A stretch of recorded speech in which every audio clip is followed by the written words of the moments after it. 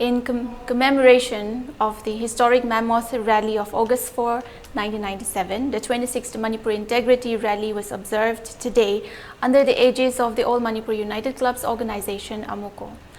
Offering of homage at the Integrity Pillar adjoining Mapal, Kangjaipung.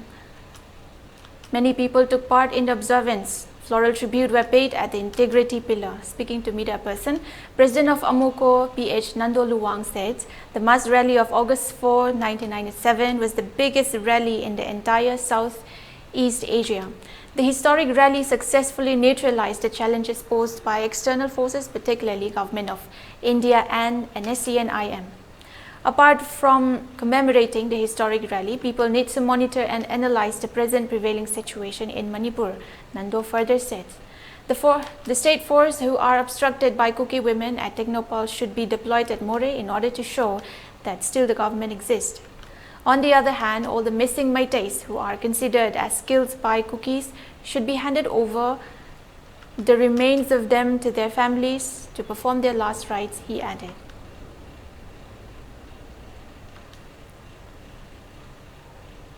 Kuki isi na oksing state forcing asi sang bayaroi hariba se masi puruk khudimuk da toba challenge amani puruk khudimuk da piba ikai ba mani maramdi Manipur state force aiba se kanglup ama khaktagi mioi sing semba na teba kanglup khudimaki isi na yauri bane ba aduna hariba state forcing asi koi Kuki da ba khunde changan ba yaroi haibna chingba sumbagi phirep am loise masi yam thuna koi masi takhairaga masi changan gadabani maramdi masige lamdam sida akhoi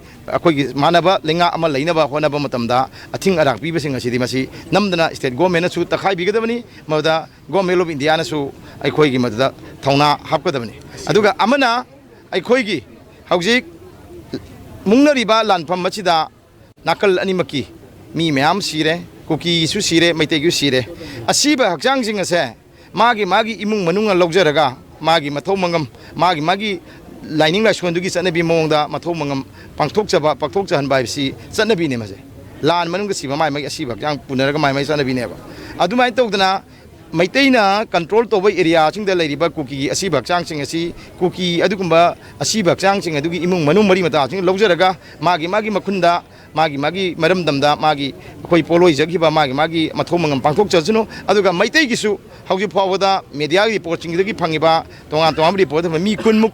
hojik akhoi sigre ne dilong raga madugi langla langjin khangdiba haidi Kuki gi khunjinga Kuki khudda sigre lowi mayam je masigi asiba changching asu akhoi gi magi imung manung maitei gi imung manung sing adu da pibi raga akhoi gi magi mathau mangam pangthon bagi tanja ama lomina si